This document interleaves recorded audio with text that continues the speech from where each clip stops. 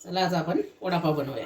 बटाटे उकडून घेतले, बेसन पीठ, मीठ, थोडे धने घेतले, आलं, मिरची, कोथिंबीर, लसूण, थोडासा लाईट सोडा घातला, थोडा टाकायचा जास्त।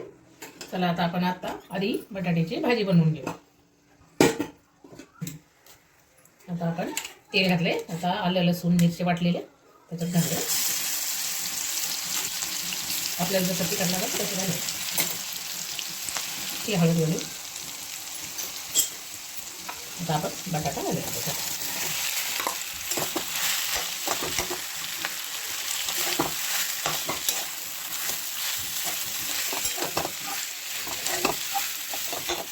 मीठ घालूया। आता बटाटा परतला आपण, आता आपण खाली उतरून घेऊ। आता आपण वड्याचं पीठ मळून घेऊ। पिठात थोडं मीठ घालायचं, मिरची नाही घालायची।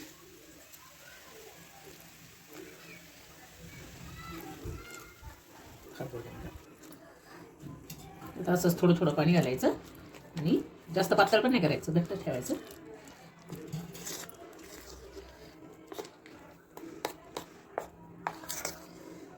आता आपलं पीठ मळून झाले। आता आपण चिमूटभर सोडा घालू, जास्त नाही घालायचा कारण वडे तेल पितात।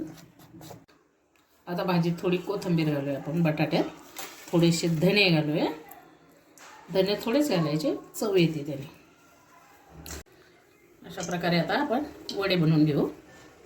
आता मी कढई ठेवली, तेल तापायला। अशा प्रकारे वडे बनवून घेतले, आता आपण तळू।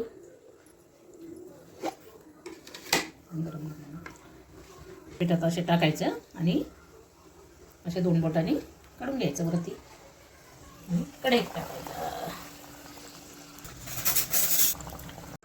आता अशा प्रकारे आपला वडापाव तयार झाला। घरीच करून बघा, घरचे वडापाव भारी लागतात।